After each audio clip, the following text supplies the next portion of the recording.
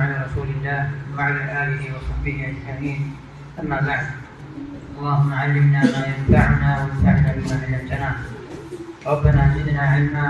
سبحانك لا علم لنا إلا ما علمتنا إنك أنت العليم الحكيم. بارك الله فيكم. الحمد لله. നമ്മുടെ الأربعون النووية എന്ന പ്രസിദ്ധമായ ഗ്രന്ഥമാണ് വായിച്ചുകൊണ്ടിരിക്കുന്നത്.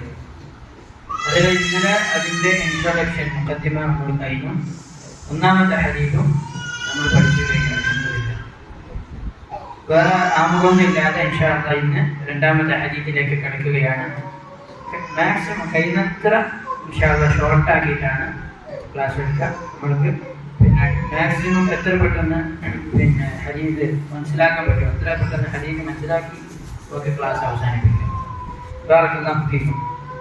الحديث الثاني രണ്ടാമത്തെ ഹദീസ് ഇമാം നവവി അദ്ദേഹത്തിന്റെ ഈ കിതാബിൽ രണ്ടാമതായി കൊണ്ടുവന്ന ഹദീസ് ഇമാം മുസ്ലിം ഉദ്ധരിച്ച ഉമർ റളിയല്ലാഹു അൻഹുവിൽ നിന്ന് റിപ്പോർട്ട് ചെയ്ത ഹദീസാണ്. عن عمر رضي الله عنه أيضا قال بينما نحن جلوس عند رسول الله صلى الله عليه وسلم ذات يوم. നബി സല്ലല്ലാഹു അലൈഹി വസല്ലം തങ്ങളുടെ ഹദീസാണ്. സഹാബാക്കൾ പറയാണ്, ഉമർ റളിയല്ലാഹു അൻഹു ആണ് റിപ്പോർട്ട് ചെയ്യുന്നത്. എന്താണ് പറയുന്നത്? നമ്മുടെ റസൂലുള്ളാഹി സ്വല്ലല്ലാഹു അലൈഹി വസല്ലം തങ്ങളുടെ അടുക്കൽ ഇരിക്കുന്ന സമയത്ത്, അഥവാ നബി തങ്ങൾ ഫ്രണ്ടിലും സഹാബാക്കളെല്ലാം ചുറ്റും ഇരിക്കുന്ന സമയത്ത് എന്ത് സംഭവിച്ചു? ഒരാൾ കയറി വന്നു. ഇവിടുന്ന് മനസ്സിലാക്കേണ്ടത് നബി സല്ലല്ലാഹു അലൈഹി വസല്ലം തങ്ങൾ അങ്ങേയറ്റം വിനയാനിതനായിരുന്നു.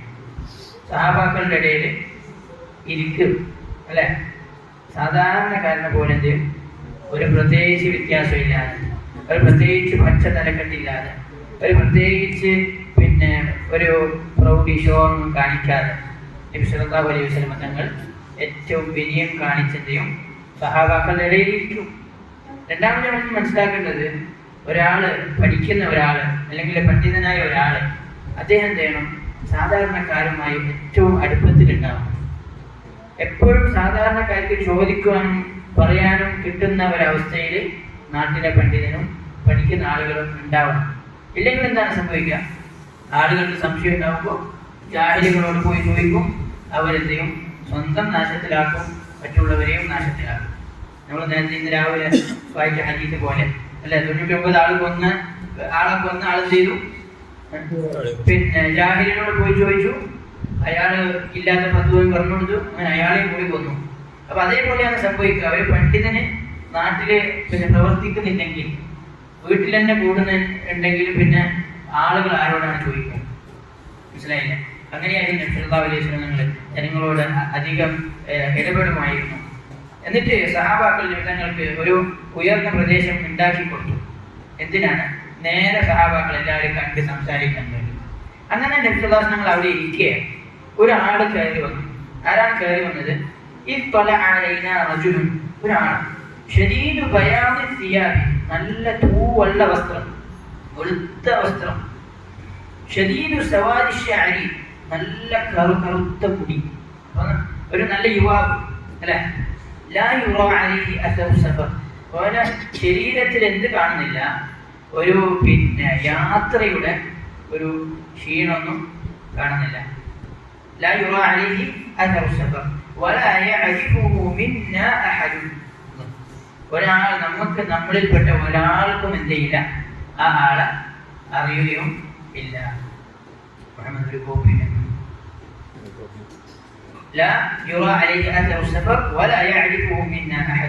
ആ വ്യക്തിയെ നമ്മളിൽപ്പെട്ട ഒരാൾക്ക് അറിയില്ല.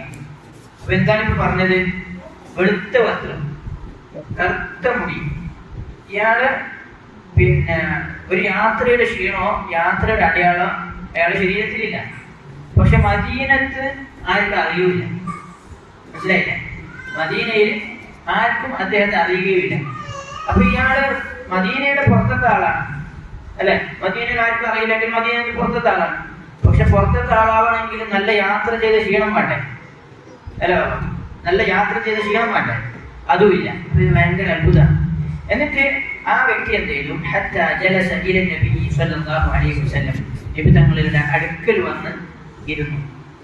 ഫഅസ്നദ റുക്ബതൈഹി ഇലാ റുക്ബതൈഹി, എന്നിട്ട് അദ്ദേഹത്തിന്റെ 2 മുട്ടുകൾ നബി സല്ലല്ലാഹു അലൈഹി വസല്ലം തങ്ങളുടെ മുട്ടുകൾക്ക് ചേർത്ത് ഇരുന്നു, അടുത്ത് പോയിരുന്നു. ഇതിൽ പണ്ഡിതന്മാർ പറയാണ്, ഒരു പണ്ഡിതന്റെ അടുക്കൽ പഠിക്കുമ്പോൾ എന്ത് ചെയ്യണം? മാക്സിമം അദ്ദേഹത്തിന്റെ അടുക്കൽ പോയിരുന്ന് പഠിക്കണം.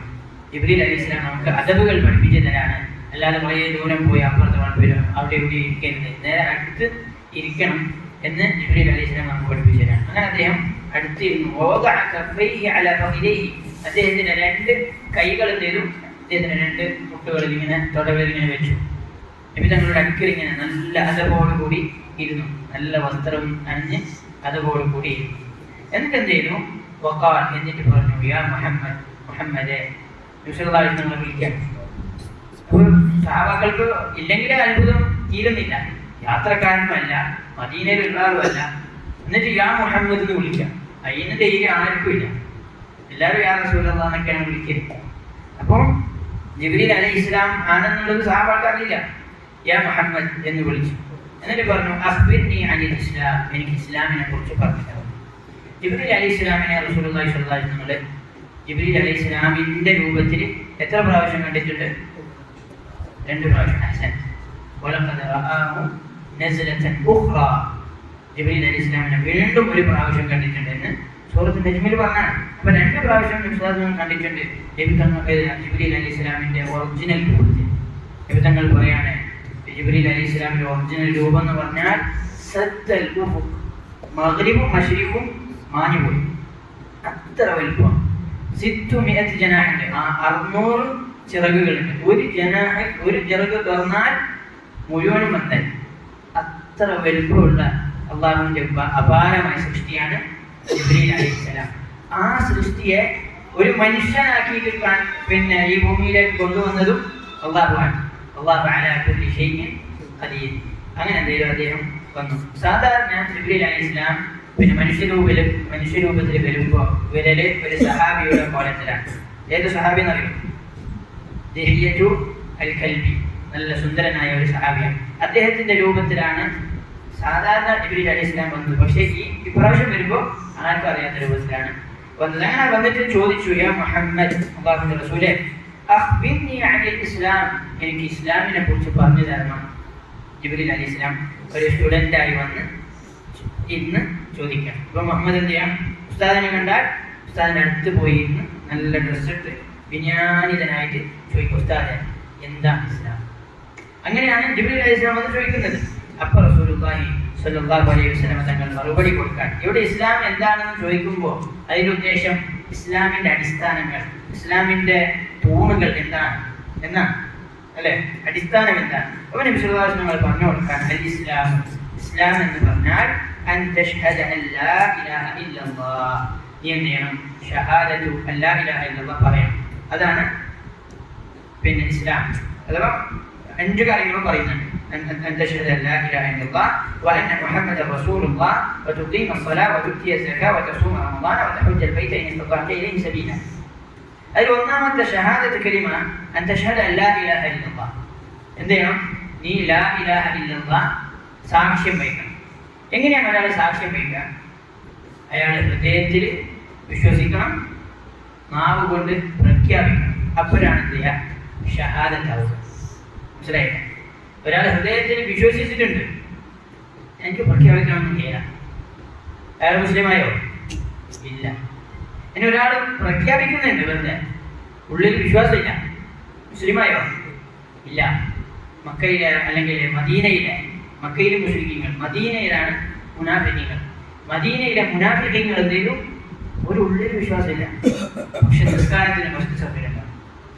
വിശ്വാസങ്ങളുടെ നിസ്കാരത്തിൽ ഒരുമിച്ചുണ്ടാവും. ലാ ഇലാഹ ഇല്ലല്ലാഹ് പച്ചക്ക് ഇങ്ങനെ ആളുകളെ ഫ്രണ്ടിൽ പറയും. കാര്യമുണ്ടോ? ഇന്നൽ മുനാഫിഖീന ഫി ദർകിൽ അസ്ഫലി മിനന്നാർ, നരകത്തിന്റെ ഏറ്റവും അടിത്തട്ടിലാണ് മുനാഫിഖീൻ. എന്തുകൊണ്ട്? ഉള്ളിലില്ല, പുറമേണ്ട്. ഇനി വേറെ ആളുകൾ, ജൂതന്മാർ, അധികം മുശ്രിക്കീങ്ങൾ, അവർക്കെല്ലാം വിശ്വാസമുണ്ട് ഉള്ളിൽ. അള്ളാഹയാണ് സൃഷ്ടിച്ചതും അള്ളാഹ്ക്കാണ് ഇബാദത്തിന് അർഹൻ അള്ളാഹുവാണ് എന്നെല്ലാം എന്തുണ്ട്? വിശ്വാസമുണ്ട്. പക്ഷെ പ്രഖ്യാപിക്കുന്നില്ല. മനസ്സിലായില്ലേ? ഓരോ പ്രഖ്യാപിക്കുന്നില്ല. അതുകൊണ്ട് എന്ത് ചെയ്തു? അവർക്ക് ഗുണം ചെയ്തോ? ഇല്ല. അതുകൊണ്ട് ഷഹാദത്ത് എന്ന് പറഞ്ഞാൽ ഇത് രണ്ടും വേണം. വിശ്വാസവും വേണം, പ്രഖ്യാപിക്കലും വേണം. അപ്പോൾ ഒരാൾ ചോദിക്കുകയാണ്, നാവിന് കഴിവില്ലാത്ത ഒരാൾ, അയാൾക്ക് ഇപ്പോൾ പ്രഖ്യാപിക്കാൻ കഴിയാനാണ് അല്ലേ? അദ്ദേഹത്തെ കുറിച്ച് അല്ലാഹു തആല അറിയാം. മനസ്സിലായി? ഓന് എന്താണ്, ഓനക്ക് നാവ് ഉണ്ടായിരുന്നെങ്കിൽ ഓൻ എന്താ ചെയ്യുമായിരുന്നു എന്നുള്ളത് അല്ലാഹു തആലക്ക് അറിയാം. ഓന് വിശ്വസിച്ചാൽ തന്നെ നമ്മൾ എന്ത് ചെയ്യും? ഓൻ മുസ്ലിമായി പോകും. അങ്ങനെ എന്തെങ്കിലും ലാ ഇലാഹ ഇല്ലല്ലാഹ് എന്ന് പറഞ്ഞാൽ എന്താണ് അതിൻ്റെ അർത്ഥം? രണ്ട് പാർട്ടുണ്ട്. ലാ ഇലാഹ ഇല്ലല്ലാഹ്. ലാ ഇലാഹ എന്ന് പറഞ്ഞാൽ ഒരു ആചാര്യനുമില്ല, ഇബാദത്ത് അർപ്പിക്കപ്പെടാൻ അർഹനായിട്ട് ഒരാളുമില്ല. ശരിക്കും ഭാഷ ലാ ഇലാഹ എന്ന് പറഞ്ഞാൽ ഒരു ആരാധ്യനും ഇല്ല എന്നാണ്. ലാ റജുല, ഒരാളുമില്ല എന്ന് പറയുന്നത് പോലെ. അപ്പോൾ ഇവിടെ എന്തെല്ലാം ആരാധിക്കപ്പെടുന്നുണ്ട് അല്ലെ? പശുവിനെ ആരാധിക്കുന്നില്ല നമ്മുടെ ഇന്ത്യയിൽ അല്ലെ? ചെറിയ എലീനെ വരെ ആരാധിക്കുന്നുണ്ട്. അപ്പൊ അള്ളാഹ് പറയുന്ന ലാ ഇലാഹ, ഒരു ആരാധ്യനും ഇല്ല. അപ്പൊ ഇതിന്റെ അർത്ഥം എന്താണ്? അർഹനായിട്ട്. കുറെ ആരാധ്യന്മാരുണ്ട് ദുനിയാവിൽ. ഫിറൗന് പറഞ്ഞ് ഞാനാണ് ഇലാഹ്, മറ്റവൻ പറഞ്ഞ് ഞാനാണ് ഇലാഹ്. കുറേ ഇലാഹുകൾ ദുനിയാവിലുണ്ട്. പക്ഷെ ഹക്കോട് കൂടി അർഹതയുള്ള ഒരു ഇലാഹുമില്ല. ലാ ഇലാഹ ബിഹഖിൻ, അർഹതയുള്ള ഒരു ഇലാഹുമില്ല ഇല്ലല്ലാഹ്, അല്ലാഹുവിൽ. അപ്പൊ ഈ രണ്ട് ഭാഗം, അത് രണ്ടും ഷർത്തുകളാണ്. ലാ ഇലാഹ ഇല്ലല്ലാഹ് റുക്നുകളാണ്. ഇത് രണ്ടും വേണം. ഒരാൾ പറയാണ് അല്ലാഹു ഇലാഹാണ്, അല്ലാഹു ഇലാഹാണ്, പക്ഷെ ബാക്കിയുള്ളതൊന്നും ഇലാഹല്ല ഞാൻ പറയുന്നില്ല. കാര്യമുണ്ടാ? ഇല്ല. ലാ ഇലാഹ, വേറെ ഒന്നും ഇലാഹല്ല, ഇല്ലല്ലാഹ് എന്ന് പറയാം. അപ്പോഴേ എന്ത് ചെയ്യുള്ളൂ? അദ്ദേഹത്തിന് ലാ ഇലാഹ ഇല്ലല്ലാഹ് ശരിയാവുകയുള്ളൂ. അതാണ് മുസ്ലിങ്ങൾക്ക് പിടിക്കാത്തത്. മനസ്സിലായില്ലേ? നമ്മൾ ഇന്ന് ദഅവത്ത് ചെയ്യുമ്പോൾ അല്ലാഹു അല്ലാതെ വേറൊരു സൃഷ്ടാവില്ല എന്ന് പറഞ്ഞത് കൊണ്ട് കാര്യമില്ല. നബി സല്ലല്ലാഹു അലൈഹി വസല്ലം ലാ ഇലാഹ ഇല്ലല്ലാഹ് എന്ന് പറയുമ്പോൾ മുസ്ലിങ്ങൾക്ക് തട്ടി എടുത്തേക്ക്. എന്തുകൊണ്ട്? അവർക്കറിയാം ഇതിന്റെ അർത്ഥം. അജഅലൽ ആലിഹത ഇലാഹൻ വാഹിദ, നീ നമ്മുടെ ഇലാഹുകളെല്ലാം ഒറ്റ ഇലാഹാക്കാനാണോ പറയുന്നത് എന്നൊരു തിരിച്ചു ചോദിച്ചു. മനസ്സിലായി? അതുകൊണ്ട് ലാ ഇലാഹ ഇല്ലല്ലാഹ് അൻതശ്ഹദ ലാ ഇലാഹ ഇല്ലല്ലാഹ്, ലാ ഇലാഹ ഇല്ലല്ലാഹ് ഷഹാദത്ത് ചൊല്ലുക. ഇതാണ് ഒന്നാമത്തെ ഇസ്ലാം കാര്യം. അതിന്റെ ബാക്കിയാണ് വഅന്ന മുഹമ്മദ റസൂലുള്ളാഹ്. ഇത് രണ്ടും ഒരു നാണയത്തിന്റെ അപ്പുറത്ത് ഇപ്പുറത്ത് പോലെ. ഷഹാദത്ത് ലാ ഇലാഹ ഇല്ലല്ലാഹ് പറഞ്ഞാൽ ഷഹാദത്ത് അന്ന മുഹമ്മദ റസൂൽ അംഗീകരിക്കണം. എന്താണ് ഷഹാദത്ത് അന്ന മുഹമ്മദ റസൂലുള്ളാഹ്?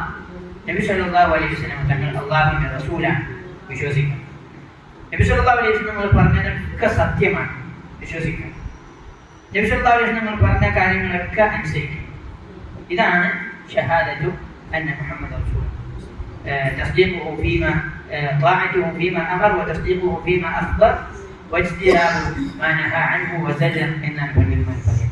أبو أنا شهادة لا إله إلا الله وأن محمد رسول الله وتقيم الصلاة مسكارا إلى النتيجة إسلام كارثة الفترة. أبو ഇവിടെ നിങ്ങൾ പറഞ്ഞില്ല എന്താണ് അയ്യുസല്ലി, നിസ്കരിക്കാന്ന് പറഞ്ഞില്ല. നേരെ അവർ പറഞ്ഞെന്താണ്? നിസ്കാരം നിലനിർത്തുക. മനസ്സിലായി? ഒരിക്കലും എന്നോട് നിസ്കരിച്ചാൽ മുസ്ലിം അല്ല, നേരെ മറിച്ച് നിസ്കാരം നിലനിർത്തണം. അതാണ് ഇസ്ലാം. ഓക്കെ? ഒരാൾ നിസ്കാരം മടിയോടുകൂടി ഒഴിവാക്കാൻ, ചില പണ്ഡിതന്മാർ പറഞ്ഞു അവൻ കാഫിറാണ്. ഉദാഹരണം, അദ്ദേഹം ഇസ്ലാമിൽ നിസ്കാരം ഉള്ളതാണ്, നിർബന്ധമാണ് എന്ന് അംഗീകരിക്കുന്നുണ്ടെങ്കിൽ അവൻ മുസ്ലിമാണ്. പക്ഷെ അവൻ പാവിയാണ്, വലിയ പാവമാണ്. നാളെ ആദ്യത്തിൽ ആദ്യം ചോദിക്കപ്പെടുക നിസ്കാരത്തെ കുറിച്ചാണ്. നബി സല്ലല്ലാഹു അലൈഹി വസല്ലം തങ്ങൾക്ക് എല്ലാ ശരീഅത്തും ഭൂമിയിൽ വെച്ചാണ് നൽകപ്പെട്ടത്. നിസ്കാരം വഴി, നിസ്കാരം മിഅ്റാജിൽ നിന്ന് നബി സല്ലല്ലാഹു അലൈഹി വസല്ലം കൊടുത്ത ഗിഫ്റ്റാണ്. ജുഇലത് ഖുർറതു ഐനി ഫി സ്വലാ, എന്റെ കണ്ണിന്റെ കുളിർമ എന്റെ നിസ്കാരത്തിലാണ് എന്ന് നബി സല്ലല്ലാഹു അലൈഹി വസല്ലം പറഞ്ഞു. നിസ്കാരം അതിഗൗരവമാണ്. ആരെങ്കിലും ആ നിസ്കാരത്തെ ഉപേക്ഷിച്ചാൽ, അതിനെ നിഷേധിച്ചാൽ അവൻ കാഫിറാണ് എന്നാണ് പണ്ഡിതന്മാർ പറഞ്ഞത്. അതുകൊണ്ട് അത് ഇസ്ലാം കാര്യത്തിൽപ്പെട്ടതാണ് തുഖീമ സ്വലാ. പിന്നെ എപ്പോഴും അല്ലാഹു തആല ഖുർആനിൽ നിസ്കാരത്തിലേക്ക് ബന്ധിപ്പിച്ച് പറഞ്ഞ ഒരു കാര്യമുണ്ട്. എന്താണ്? സക്കാത്ത്. പറഞ്ഞു വതുഅ്തി സക്കാത്ത്, സക്കാത്ത് കൊടുക്കുക. സക്കാത്ത് നമ്മുടെ കയ്യിൽ ഒരു കണക്കെത്തിയ നിസാബുള്ള സമ്പത്തുണ്ടെങ്കിൽ ആ നിസാബിന്റെ 2.5% അത് നമ്മൾ തന്നെ, അത് പാവപ്പെട്ടവരുതാണ്. അത് നമ്മളെ കയ്യിൽ വെച്ചാൽ പാവപ്പെട്ടവരെ ഹക്ക് നമ്മളെ കയ്യിൽ വെക്കുന്നതാണ്. മനസ്സിലായില്ലേ? അതുകൊണ്ട് ആ ഹക്ക് കൊടുത്തോളൂ. വർഷത്തിന്റെ എൻ്റെ കയ്യിൽ എപ്പോഴാണോ ഏകദേശം 30,000 ഇന്ത്യൻ റുപ്പീസ് ആയാൽ അള്ളാഹു നിസാബ് എത്തിയെന്നാണ് എൻ്റെ ഓർമ്മ. അപ്പോൾ 30,000 40,000 ഉറുപ്പുള്ള ഇല്ലാത്ത ആരുണ്ടാവും അല്ലേ? അപ്പോൾ ഓരോ കയ്യിൽ ആ നിസാബ് എത്തിക്കഴിഞ്ഞാൽ അതിന് 2% പാവം കൊണ്ടുപോയിട്ടുണ്ട്. അപ്പോൾ അതെന്ത് ചെയ്യണം? അത് കണക്ക് കൂട്ടി വർഷത്തിൽ എന്ത് ചെയ്യണം? അത് കൊടുത്തു കൂട്ടണം. അത് നിർബന്ധമാണ്. അതാണ് റമദാൻ മാസം നോമ്പ് നോൽക്കൽ. 12 മാസത്തിൽ വെറും ഒറ്റൊരു മാസമേ എന്ത് ചെയ്തിട്ടുള്ളൂ? നമ്മൾ നോമ്പ് നോൽക്കാൻ കൽപ്പിച്ചിട്ടുള്ളൂ. ആ നോമ്പ് നോൽക്കൽ നിർബന്ധമാണ്. ഇതാണ് ഇസ്ലാം കാര്യം. ഹജ്ജ് മക്കയിലേക്ക് എത്താൻ സാധിക്കുന്നുണ്ടെങ്കിൽ, ഹജ്ജിന് കഴിവുണ്ടെങ്കിൽ അവൻ എന്ത് ചെയ്യണം? ഹജ്ജ് ചെയ്യണം. ഇസ്ലാം കാര്യത്തിൽപ്പെട്ടതാണ്. ഈ 5 കാര്യം ചെയ്ത ഒരാൾ ഇതാണ് മുസ്ലിം, ഇതാണ് ഇസ്ലാം എന്ന് നബി സല്ലല്ലാഹു അലൈഹി വസല്ലം പഠിപ്പിച്ചു കൊടുക്കുകയാണ്. ഒരു അറാബി നബി തങ്ങളോട് വന്നിട്ട് ചോദിച്ചു, എനിക്ക് സ്വർഗത്തിൽ പോകാനുള്ളത് പറഞ്ഞു തരിക. അപ്പോൾ നബി സല്ലല്ലാഹു അലൈഹി വസല്ലം ഇസ്ലാം കാര്യം പറഞ്ഞു. അപ്പോൾ ആ അറാബി പറഞ്ഞു, ഞാൻ ഇതിലേക്ക് ഒരു വസ്തു ആഡാക്കില്ല, ഞാൻ ഈ പറഞ്ഞതിൻ്റെ അപ്പുറം ഒരു സംഗതി ഞാൻ ചെയ്യൂല എന്ന് അറാബി പറഞ്ഞപ്പോൾ നബി സല്ലല്ലാഹു അലൈഹി വസല്ലം പറഞ്ഞു, അദ്ദേഹം തിരിഞ്ഞു പോയപ്പോൾ പറഞ്ഞു, ആർക്കെങ്കിലും ഒരു സ്വർഗവാസിയെ കാണുന്നില്ല, അദ്ദേഹത്തിന് നോക്കിക്കോ എന്ന് പറഞ്ഞു. അദ്ദേഹം സത്യസന്ധമാണ് ആ പറഞ്ഞതെങ്കിൽ. അപ്പൊ അത്രയും പ്രാധാന്യമുള്ള കാര്യമാണ് നമ്മൾ പഠിച്ചുകൊണ്ടിരിക്കുന്നത്. ഇസ്ലാം കാര്യം, ഈ 5 കാര്യം ഒരു വ്യക്തി നല്ല രീതിയിൽ കൊണ്ടുപോയാൽ തന്നെ എന്ത് ചെയ്യാം? അദ്ദേഹത്തിന് സ്വർഗത്തിലേക്ക് എത്താം. ഇതിന്റെ അർത്ഥം ബാക്കിയൊന്നും ചെയ്യേണ്ടെന്നല്ല, ബാക്കിയെല്ലാം ചെയ്യണം, അതിലൊക്കെ നമ്മൾ മത്സരിക്കണം. അങ്ങനെ മത്സരിച്ച് സ്വർഗത്തിന്റെ വലിയ വലിയ ഉന്നതികളിൽ നമ്മൾ എത്തണം. എന്നിട്ട് അദ്ദേഹം ഈ വന്ന ആൾ ജിബ്രീൽ അലൈഹിസ്സലാം അദ്ദേഹം പറയാണ്, ഖാല സദഖത, ചോദിക്കുന്ന ആളെന്നെ പറയാണ്, ആ നിങ്ങൾ പറഞ്ഞത് ശരിയാണ്. മനസ്സിലായില്ലേ? ചോദിക്കുന്ന ആളെന്നെ വന്നിട്ട് പറയാണ്, സദഖത, നിങ്ങൾ പറഞ്ഞത് ശരിയാണ്. അപ്പോൾ സഹാബാക്കൾ പറഞ്ഞു, ഫഅജിബ്നാ, പിന്നെ അത്ഭുതമായി. ഇയാളെന്നെ ചോദിക്കുന്നു, ഇയാളെന്നെ ആ നിങ്ങൾ പറഞ്ഞത് ശരിയാണെന്ന് പറയുന്നു അല്ലെ? അപ്പോൾ അങ്ങനെ അത്ഭുതപ്പെട്ടു. എന്നിട്ട് അദ്ദേഹം വീണ്ടും ചോദിക്കാണ്, ഖാല ഫഅഖ്ബിർനി അനിൽ ഈമാൻ, എനിക്ക് ഈമാൻ എന്തെന്ന് പറഞ്ഞു തരണം. എന്നിട്ട് നബി സല്ലല്ലാഹു അലൈഹി വസല്ലം പറഞ്ഞു കൊടുത്തു, ഖാല അൻ തുഅ്മിന ബില്ലാഹി വമലായികതിഹി വകുതുബിഹി വറുസുലിഹി വൽയൗമിൽ ആഖിരി വതുഅ്മിന ബിൽഖദരി ഖൈരിഹി വശർരിഹി. 6 കാര്യങ്ങൾ പഠിപ്പിച്ചു. ഇതാണ് ഈമാൻ കാര്യം. മദ്രസയിൽ പഠിച്ചില്ലേ? അത് ഈ ഹദീസിന്റെ അടിസ്ഥാനത്തിലാണ്. ഈ ഹദീസിൽ ഞങ്ങളോട് ചോദിച്ചു എന്താണ് ഈമാൻ. അപ്പൊ 6 കാര്യങ്ങൾ പഠിപ്പിച്ചു. എന്താണ് ഒന്നാമത്തത്? ഒന്നാമത്തത് അൻ തുഅ്മിന ബില്ലാഹ്, അള്ളാഹുവിൽ വിശ്വസിക്കുക. ഈമാൻ കാര്യങ്ങളിൽ ഒന്നാമത്തത് അള്ളാഹുവിൽ വിശ്വസിക്കുക. എങ്ങനെയാണ് അള്ളാഹുവിൽ വിശ്വസിക്കേണ്ടത്? ഒന്നാമതായി അള്ളാഹുവിൽ വിശ്വസിക്കുക. 4 കാര്യങ്ങളാണ് അള്ളാഹുവിൽ വിശ്വസിക്കുന്നത്. ഒന്നാമത്തെ കാര്യം അള്ളാഹു ഉണ്ടെന്ന് വിശ്വസിക്കുക. മനസ്സിലായില്ലേ? നമ്മളെ പഠിച്ച ഈ പ്രപഞ്ചത്തിൽ ഉണ്ടാക്കിയ ഒരു സൃഷ്ടാവ് ഇവിടെ ഉണ്ട് എന്ന് വിശ്വസിക്കുക. ഒന്നാമത് 100% ഇവിടെ ഉണ്ട് അല്ലെ? ഈ വസ്ത്രം വെറുതെ ഉണ്ടാവും ഒരാളുണ്ടാക്കാൻ? ഇത്രയും കോംപ്ലക്സ് ആയി നമ്മളെല്ലാം ഈ സർവ ഭൂമി, ആകാശം, സൂര്യൻ, ചന്ദ്രൻ ഇതെല്ലാം ഇങ്ങനെ വെറുതെ ഉണ്ടാവും. ആ പറയുന്ന എന്താണ് ചിന്തകൻ എന്നെല്ലാം പറഞ്ഞിട്ട് ചിന്തയില്ലാത്ത ആളുകൾ അല്ലെ, ബുദ്ധിയില്ലാത്ത ജീവികൾ, അവർ പറയാണ് ഒരു ഇതെല്ലാം പെട്ടെന്ന് ഇങ്ങനെ ഉണ്ടാകും. മനസ്സിലായില്ലേ?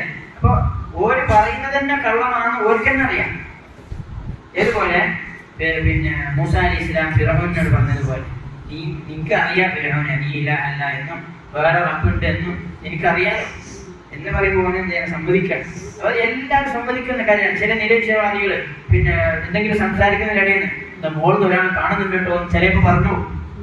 മനസ്സിലായില്ലേ? അങ്ങനെയാണ് മൃഗങ്ങൾ ഇവരെ മോളിലോട്ട് കണ്ണുയർത്തും. ഒരാൾ ചെറുപ്പത്തിൽ ദുആ ചെയ്യാൻ പറയുമ്പോൾ എല്ലാവരും മോളിലോട്ട് കൈ ഉയർത്തും അല്ലെ? ചില മനുഷ്യന്മാർ അങ്ങനെയാണ് സൃഷ്ടിക്കപ്പെട്ടിട്ടുള്ളത്. അപ്പോൾ ഈ ഒന്നാമത്തെ വിശ്വസിക്കേണ്ടത് അല്ലാഹു എന്നൊരാളുണ്ട്, നമ്മളെ ഇലാഹായിട്ട് ഉണ്ട്. രണ്ടാമത് വിശ്വസിക്കേണ്ടത് ആ അള്ളാഹുവാണ് ഇതെല്ലാം സൃഷ്ടിച്ചത്. അള്ളാഹുവിന്റെ റുബൂബിയത്തിൽ വിശ്വസിക്കുക. അള്ളാഹുവാണ് റബ്ബ്. ഈ സൂര്യനെയും ചന്ദ്രനെയും നക്ഷത്രത്തെയും നമ്മളെയും എല്ലാം സൃഷ്ടിച്ചത് അള്ളാഹുവാണ്. ഓക്കെ. മൂന്നാമത് നമ്മൾ വിശ്വസിക്കേണ്ടത് ആ അള്ളാഹുവാണ് ഇബാദത്തിന് അർഹൻ. എല്ലാ ഇബാദത്തും, എൻ്റെ നിസ്കാരം, എൻ്റെ നോമ്പ്, എൻ്റെ സക്കാത്ത്, എൻ്റെ ഹജ്ജ്, എൻ്റെ ദുആ, എൻ്റെ നേർച്ച, എൻ്റെ എല്ലാ ഇബാദത്തും ആ അള്ളാഹുവിനുള്ളതാണ് എന്ന് വിശ്വസിക്കുക. നാലാമതായി നമ്മൾ വിശ്വസിക്കേണ്ടത് അള്ളാഹുവിൻ്റെ അസ്മാ സിഫാത്തുകൾ. അള്ളാഹുവിനെ ഇന്ന ലില്ലാഹി 99 ഇസ്മ, അള്ളാഹുവിന് 99 നാമങ്ങളുണ്ട്. 99 നാമങ്ങൾ മാത്രമാണുള്ളത്? അല്ല, കണക്കില്ലാത്ത നാമങ്ങളുണ്ട്. അതിൽ 99 നാമങ്ങൾ എന്ത് ചെയ്തിട്ടുണ്ട്? പിന്നെ അല്ലാഹു തആല ഖുർആനിലും സുന്നത്തിലുമായി 99 അതിൽ കൂടുതലും പറഞ്ഞിട്ടുണ്ട്. അപ്പൊ അതാരെങ്കിലും അത് പേരുകൾ പഠിക്കുകയും അതനുസരിച്ച് പ്രവർത്തിക്കുകയും ചെയ്താൽ സ്വർഗ്ഗത്തിൽ പ്രവേശിക്കുമെന്ന് നബി സല്ലല്ലാഹു അലൈഹി വസല്ലം പറഞ്ഞതാണ്. അപ്പൊ അങ്ങനെ അല്ലാഹു സമീഅാണ്, അല്ലാഹു ബസീറാണ്, അല്ലാഹു എല്ലാം കേൾക്കുന്നവനാണ്, അല്ലാഹു എല്ലാം കാണുന്നവനാണ്, അല്ലാഹു അഹദാണ്, അല്ലാഹു സമദാണ്. ഇങ്ങനെ അല്ലാഹു റഹ്മാനാണ്, അല്ലാഹു റഹീമാണ്. ഇങ്ങനെ അല്ലാഹുവിന്റെ നാമവിശേഷണങ്ങൾ വിശ്വസിക്കുക. അത് എങ്ങനെയാണോ നബി സല്ലല്ലാഹു അലൈഹി വസല്ലം സഹാബാക്കളും വിശ്വസിച്ചത് അങ്ങനെ വിശ്വസിക്കുക. അല്ലാതെ നമ്മൾ പിന്നെ അല്ലാഹു സമീഅാണ്, എല്ലാം കേൾക്കുന്നവനാണ്, അപ്പൊ അതിലെന്ത് ചെയ്യരുത്? ഇതെങ്ങനെ കേൾക്കുന്നത് എന്ന് ചോദിക്കരുത്, ചെവിയില്ല എന്ന് ചോദിക്കരുത്, അല്ലെങ്കിൽ നമ്മൾക്ക് ആവശ്യമില്ലാത്ത കാര്യങ്ങൾ നമ്മൾ ചോദിക്കരുത്. നമ്മൾ മുഅ്മിനീങ്ങളാകുന്നത് തന്നെ എങ്ങനെയാണ്? ഗൈബിൽ വിശ്വസിക്കുമ്പോഴാണ്. നമ്മൾ കാണാത്ത മറിഞ്ഞ കാര്യങ്ങളിൽ വിശ്വസിക്കുമ്പോഴാണ് നമ്മൾ മുഅ്മിനീങ്ങളാകുന്നത്, അല്ലേ? ആദ്യത്തെ സൂറത്ത്, രണ്ടാമത്തെ സൂറത്ത് ബഖറയിൽ ആദ്യത്തിൽ എന്താണ് അല്ലാഹു തആല പറഞ്ഞത്? അലിഫ് ലാം മീം ذلك الكتاب لا ريب فيه هدى للمتقين الذين يؤمنون بالغيب. ഗൈബ് കൊണ്ട് വിശ്വസിക്കുന്നവർ എന്നാണ് മുത്തഖീങ്ങളെ കുറിച്ച് പറഞ്ഞതല്ലേ? അപ്പൊ മുഅ്മിനീങ്ങൾ മുത്തഖീങ്ങൾ എന്ന് പറഞ്ഞാൽ ഗൈബിൽ വിശ്വസിക്കുന്നവരാണ്. അല്ലാഹു സമീഅാണെന്ന് പറഞ്ഞിട്ടുണ്ടെങ്കിൽ അല്ലാഹു സമീഅാണ്, എല്ലാം കേൾക്കുന്നവനാണ്. അല്ലാഹു ബസീർ എന്ന് പറഞ്ഞിട്ടുണ്ടെങ്കിൽ അല്ലാഹു ബസീറാണ്, എല്ലാം കാണുന്നവരാണ്. അത് എങ്ങനെ കാണുന്നു, ഏത് കാണുന്നു, എങ്ങനെ എന്ന് ചോദിക്കാനില്ല. മനസ്സിലായില്ല? അപ്പോൾ നബി സല്ലല്ലാഹു അലൈഹി വസല്ലം തങ്ങളും സഹാബാക്കളും എങ്ങനെയാണോ വിശ്വസിച്ചത് അങ്ങനെ എന്ത് ചെയ്യാം? അല്ലാഹുവിന്റെ അസ്മാ സിഫാത്തുകൾ വിശ്വസിക്കും. ഇതാണ് ഈമാൻ കാര്യത്തിലെ ഒന്നാമത്തെ അല്ലാഹുവിലുള്ള വിശ്വാസം. രണ്ടാമത്തെ ഈമാൻ കാര്യം എന്താണ്? മലക്കുകളിലുള്ള വിശ്വാസം. എന്താണ് മലക്കുകളിലുള്ള വിശ്വാസം? അല്ലാഹു തആല വിശദീകരിച്ച് പറഞ്ഞത് നമ്മൾ വിശദീകരിച്ച് വിശ്വസിക്കും. അല്ലാഹു തആല വിശദീകരിക്കാതെ പറഞ്ഞത് നമ്മൾ വിശദീകരിക്കാതെ തന്നെ വിശ്വസിക്കും. അതെങ്ങനെയാണ്? അതെന്താണ് അങ്ങനെ പറഞ്ഞാൽ? അല്ലാഹു തആല വിശദീകരിച്ച് പറഞ്ഞു തന്നിട്ടുണ്ട് പല മലക്കുകളെ കുറിച്ച്. കുറെ മലക്കുകളുടെ പേര് പറഞ്ഞു തന്നിട്ടുണ്ട്, അല്ലേ? ആർക്കാണ് എണ്ണാൻ പറ്റുക മലക്കുകളുടെ പേര്? ജിബ്രീൽ അലൈഹിസ്സലാം, മീകായിൽ അലൈഹിസ്സലാം, ഇസ്രാഫീൽ അലൈഹിസ്സലാം, മലക്കുൽ മൗത്ത്, അല്ലേ? അതേപോലെ തന്നെ റിദ്വാൻ, മാലിക്, ഇങ്ങനെ കുറെ. അസ്രായീൽ എന്നുള്ളത് മലക്കുൽ മൗത്തിന്റെ പേരായി ഹദീസിലും ഖുർആനിലും വന്നിട്ടില്ല. പക്ഷേ ചില പണ്ഡിതന്മാർ എന്ത് ചെയ്യുന്നുണ്ട്? അത് ഇജ്മാഅ് വന്നിട്ടുണ്ടെന്ന് പറയുന്നുണ്ട്. അല്ലാഹു അഅലം. അതായത് ഖുർആനിൽ വന്നത് മലക്കുൽ മൗത്താണ്. അപ്പം അങ്ങനെ എന്ത് ചെയ്യാം? ഈ മലക്കുകളെ അവരുടെ പേരനുസരിച്ച് നമ്മൾ വിശ്വസിക്കാം. അവർക്ക് അല്ലാഹു തആല ദൗത്യങ്ങൾ ഏൽപ്പിച്ചിട്ടുണ്ടെന്ന് വിശ്വസിക്കുക. അൽ-മുദബ്ബിറാത്തി അംറ, അല്ലാഹു ചെയ്തിട്ടുണ്ട് ഈ മലക്കുകളെ ഓരോ കാര്യങ്ങൾ നിയന്ത്രിക്കാൻ വേണ്ടി ഏൽപ്പിച്ചിട്ടുണ്ട്. മലകൾക്ക് ഒരു മലക്ക് ഏൽപ്പിച്ചിട്ടുണ്ട്, ഈ മഴ വർഷിപ്പിക്കാൻ ഒരു മലക്കിനെ ഏൽപ്പിച്ചിട്ടുണ്ട്. ജിബ്രീൽ അലൈഹിസ്സലാമിനെ പിന്നെ എന്തിനാണ് ഏൽപ്പിച്ചത്? ജിബ്രീൽ അലൈഹിസ്സലാമിനെ എന്തിനാണ് ഏൽപ്പിച്ചത്? വഹി ഇറക്കാൻ. വഹി ഇറക്കാൻ ജിബ്രീൽ അലൈഹിസ്സലാം. ഇങ്ങനെ എന്ത് ചെയ്തു? ഓരോ മലക്കുകൾക്ക് ഓരോ ഡ്യൂട്ടി ഏൽപ്പിച്ചിട്ടുണ്ട് നമ്മൾ വിശ്വസിക്കുക. മലക്കുകളുടെ എണ്ണം അല്ലാഹു അല്ലാതെ വേറൊരാൾക്കും അറിയില്ല. 70,000 മലക്കുകളാണ് എന്ത് ചെയ്യുന്നത്? ഒരു ദിവസം ബൈത്തുൽ മഅ്മൂർ എന്ന് പറയുന്ന ബൈത്തുൽ മഅ്മൂറിലേക്ക് കയറുന്നത്. ഒരു പിന്നെ അങ്ങനെയില്ല. അങ്ങനെ എല്ലാ ദിവസവും 70,000 മലക്കുകളാണ്. അപ്പൊ എത്ര മലക്കുകളുണ്ടാവും? സുബ്ഹാനല്ലാഹ്. അതിൽ ഒരു മലക്ക് എന്ന് പറഞ്ഞാൽ അത്ര വലുപ്പവും അത്ര പിന്നെ ഭയങ്കരമായ സൃഷ്ടിപ്പാണ്. അല്ലാഹുവിന്റെ സൃഷ്ടിപ്പ് എത്ര വലുതാണ്! അത് മാത്രമല്ല, ഈ മലക്കുകൾ അല്ലാഹു കൽപ്പിച്ചത് ഒരിക്കലും ധിക്കരിക്കാത്ത, എന്താണോ കൽപ്പിച്ചത് അത് അങ്ങനെ പിന്നെ പ്രവർത്തിക്കുന്ന ആളുകളാണ് ഈ മലക്കുകൾ എന്ന് നമ്മൾ വിശ്വസിക്കും. അപ്പൊ ഇതാണ് മലക്കുകളുടെ വിശ്വാസം. ഇനി അടുത്തത് എന്താണ്? കിതാബുകളിലുള്ള വിശ്വാസം, അല്ലെ? അല്ലെങ്കിൽ റസൂലിലുള്ള വിശ്വാസം. ഏതാണ് ആദ്യം? കുതുബിഹി, കിതാബുകളിലുള്ള വിശ്വാസം. അല്ലാഹു തആല ഈ പിന്നെ ലോകത്തേക്ക് റസൂലുകളെ അയക്കുന്നതോടൊപ്പം തന്നെ കിതാബുകളെ അയച്ചു തന്നിട്ടുണ്ട്, അല്ലെ? ഏതൊക്കെയാണ് നമുക്ക് പേരറിയുന്ന കിതാബുകൾ? തൗറാത്ത്, ഇൻജീൽ, സബൂർ, ഖുർആൻ. ചില പണ്ഡിതന്മാർ എന്ത് ചെയ്തിട്ടുണ്ട്? സുഹുഫു ഇബ്രാഹിം വ മൂസ എക്സ്ട്രാ അടിയിട്ടുണ്ട്. അപ്പൊ എന്ത് ചെയ്യാണ്? ഈ കിതാബുകളിൽ നമ്മൾ പേര് വിശ്വസിക്കാം. തൗറാത്ത് അല്ലാഹു ഇറക്കിയതാണ്, ഇൻജീൽ അല്ലാഹു ഇറക്കിയതാണ്, സബൂർ അല്ലാഹു ഇറക്കിയതാണ്. പക്ഷെ ഇതിലെല്ലാം എന്ത് ചെയ്തിട്ടുണ്ട്? അല്ലാഹു തആല അതൊന്നും ഖിയാമത്ത് നാൾ വരെ സംരക്ഷിക്കും എന്ന് ഏറ്റെടുത്തതല്ല. അതിലെല്ലാം മനുഷ്യന്മാർ കൈകടത്തലുകൾ നടത്തിയിട്ടുണ്ട്. അതുകൊണ്ട് അതൊന്നും വിശ്വാസയോഗ്യമായതല്ല ഇന്ന്. മനസ്സിലായില്ലേ? നേരെ മറിച്ച് അതിനെല്ലാം അപ്പുറത്ത് വിശ്വാസയോഗ്യമായ ഒരു കിതാബ് അല്ലാഹു തആല ഇറക്കി. അള്ളാഹുവിന്റെ കലാമായ ഖുർആനുൽ കരീം. ഈ ഖുർആൻ എന്ത് ചെയ്യാം? നമ്മൾ എന്ത് ചെയ്യാം? വിശ്വസിക്കാം പരിപൂർണമാണ്. ഇത് അള്ളാഹുവിന്റെ കലാമാണ്. റസൂലുള്ളാഹി സ്വല്ലല്ലാഹു അലൈഹി വസല്ലം ഇറക്കി കൊടുത്തതാണ് ജിബ്രീൽ അലൈഹിസ്സലാം മുഖേന. അത് നമ്മൾ ഓതിയാൽ അത് കൂലി കിട്ടും, നിസ്കാരത്തിൽ ഓതുന്നതാണ് എന്ന് നമ്മൾ എന്ത് ചെയ്യാം? വിശ്വസിക്കുക. ഇതാണ് ഖുർആൻ. ഓക്കെ, അങ്ങനെ അള്ളാഹു തആല കിതാബുകൾ അയച്ചിട്ടുണ്ട്. പിന്നെന്താണ്? യൗമുൽ ആഖിർ, അന്ത്യനാളിൽ വിശ്വസിക്കുക. ഇപ്പൊ നമുക്ക് ഒരാള്, ഞാൻ പറയാം അള്ളാഹുവിൽ വിശ്വസിച്ചു, റസൂലുകളിൽ വിശ്വസിച്ചു, കിതാബുകളിൽ വിശ്വസിച്ചു, പക്ഷെ അന്ത്യനാളിൽ മാത്രമേ വിശ്വസിക്കാൻ കഴിയാ. അയാൾ ഈമാൻ ആയാ? ഇല്ല. ഇതെല്ലാം വിശ്വസിച്ചാൽ എന്തെങ്കിലും അയാൾ മുഅ്മിനാവുകയുള്ളൂ. എന്താണ് അന്ത്യനാളിലുള്ള വിശ്വാസം? ഒരാൾ മരിച്ചു കഴിഞ്ഞാൽ അയാൾ ഖിയാമത്ത് തുടങ്ങി, അയാൾ അന്ത്യനാൾ തുടങ്ങി. മനസ്സിലായില്ലേ? ഒരാൾ മരിച്ചു കഴിഞ്ഞാൽ അയാൾ അന്ത്യനാൾ തുടങ്ങി. പിന്നെ അങ്ങോട്ട് ഖബറിലുള്ള ചോദ്യങ്ങൾ, 3 ചോദ്യം ചോദിക്കും അല്ലേ? മൻ റബ്ബുക വമാ ദീനുക വമൻ നബിയുക. ഈ 3 ചോദ്യം ഉത്തരം പറയാതെ രക്ഷയില്ല. ദുനിയാവിൽ നമുക്ക് ഉത്തരം പറയാൻ കഴിഞ്ഞാൽ നമ്മളൊന്ന് ചിന്തിച്ചു നോക്കുക. മൻ റബ്ബുക എന്ന് ചോദിക്കുമ്പോൾ എന്നെ സൃഷ്ടിച്ചും എന്നെ പരിപാലിക്കുന്ന ഈ ലോകം മുഴുവൻ സൃഷ്ടിച്ച ഈ റബ്ബിനെ കുറിച്ച് നമ്മൾ പഠിക്കുന്നുണ്ടോ? നമ്മൾ ചിന്തിക്കുന്നുണ്ടോ? ആ റബ്ബിന്റെ കലാമ് വായിക്കുന്നുണ്ടോ, പഠിക്കുന്നുണ്ടോ? അല്ലെ? വമാ ദീനുക, ഈ ദീന് എന്താണ് എന്ന് നമ്മൾ പഠിക്കാൻ ശ്രമിക്കുന്നുണ്ടോ? നബി സല്ലല്ലാഹു അലൈഹി വസല്ലം നമുക്ക് പഠിപ്പിച്ചത് ഈ ദീന്. വമൻ നബിയുക, നബി സല്ലല്ലാഹു അലൈഹി വസല്ലമയെ കുറിച്ച് നമ്മൾ പഠിച്ചിട്ടുണ്ടോ? നബി തങ്ങൾ ഏത് ഗോത്രക്കാരനാണ്, ഖുറൈശി ഗോത്രക്കാരനാണ്, എവിടെയാണ് വന്നത്, എവിടുന്നാണ് പോയത്, എത്ര മക്കളുണ്ട്, എത്ര ഭാര്യയുണ്ട്, ഇതൊക്കെ നമ്മൾ അറിയണ്ടേ? അല്ലേ? അതാണ്. പിന്നെ നമ്മൾ ആരെയാണ് കൂടുതൽ സ്നേഹിക്കുന്നത് അവരോടൊപ്പം ആയിരിക്കും ഖിയാമത്ത് നാളിൽ ഉണ്ടാവുക. നമുക്ക് ഇന്നിപ്പോ ചിലപ്പോ ഈ റിയൽ മാഡ്രിഡ് ടീമിന്റെ എത്ര കളിക്കാരുണ്ട്, ആരൊക്കെയാണെന്ന് ചോദിച്ചാൽ ചിലപ്പോൾ നല്ല രീതിയിൽ എണ്ണിപ്പറയും. എന്നാൽ അശറത്തുൽ മുബശ്ശിറൂൻ, സ്വർഗം കൊണ്ട് സന്തോഷ വാർത്ത അറിയിക്കപ്പെട്ട 10 സഹാബാക്കളുടെ പേര് ചോദിച്ചാലോ അറിയില്ല. എന്നിട്ട് എന്ത് ചെയ്യണം? ഖിയാമത്ത് നാളിൽ ആ സഹാബാക്കളോടൊപ്പം വേണിയും വേണം. അല്ലേ? ഇത് ഭയങ്കര പിന്നെ വിരോധാഭാസം. നമ്മളെന്ത് ചെയ്യണം? ഈ ദുനിയാവിൽ തന്നെ അവരെ സ്നേഹിക്കണം, അവരെ പിൻപറ്റണം, അവരെ കുറിച്ച് പഠിക്കണം. എന്നാലേ നാളെ ആഖിറത്തിൽ അവരോടൊപ്പം സ്വർഗത്തിൽ ഉണ്ടാവുകയുള്ളൂ. ഇവിടെ ദുനിയാവിൽ നല്ല രൂപത്തിൽ ഈ 3 ചോദ്യത്തിനും ഉത്തരം പറഞ്ഞാൽ ഖബറിൽ നമുക്ക് എന്ത് ചെയ്യാം? ഈ 3 ചോദ്യത്തിനും ഉത്തരം പറയാം. പക്ഷേ ഈ 3 ചോദ്യത്തിന് ഉത്തരം നമുക്ക് ഇവിടുന്ന് പഠിക്കണം. ദരാസത്തുൽ ഉസൂൽ എന്ന് പറയുന്ന ഗ്രന്ഥമുണ്ട്. ഈ 3 ചോദ്യത്തിനെ ഉത്തരമാക്കിയിട്ടുള്ള ഗ്രന്ഥം നമുക്ക് പഠിക്കാനുണ്ട്. ഇനി അതേപോലെ തന്നെ അവിടുന്ന് ഖബർ കഴിഞ്ഞാൽ പിന്നെ എന്തുണ്ട്? നമ്മളെ ആ വാക്കത്ത് നിന്ന് എണീപ്പിക്കും, മഹ്ശറയിലേക്ക് കൊണ്ടുപോകും. പിന്നെ അവിടുന്ന് വല്ലാത്ത ഒരു ദിവസം എന്ന് പറഞ്ഞാൽ ദുനിയാവിൽ 1000 വർഷത്തിന്റെ വലിപ്പം ഉണ്ടാവും അവിടുത്തെ ഒരു ദിവസം. അവിടുന്ന് നല്ല ആളും ചീത്ത ആളും എല്ലാവരും പറയും എന്തെങ്കിലും ഒന്ന് ആക്കി തീരുമാനമാക്കി നരകത്തിലേക്ക് ഒന്ന് ഇവിടുന്ന് ഒന്ന് പുറത്ത് കൊണ്ടുപോകുന്നു പറയുന്ന അവസ്ഥയായിരിക്കും അവിടെ ഉണ്ടാവുക. ഇതൊക്കെ ഹക്കാണ്, സിദ്ധാണ്, 100 നടക്കാൻ പോകുന്ന നാളത്തെ കാര്യമാണ്. ഇത് വിശ്വസിക്കുക, യൗമുൽ ആഖിറിൽ വിശ്വസിക്കുക.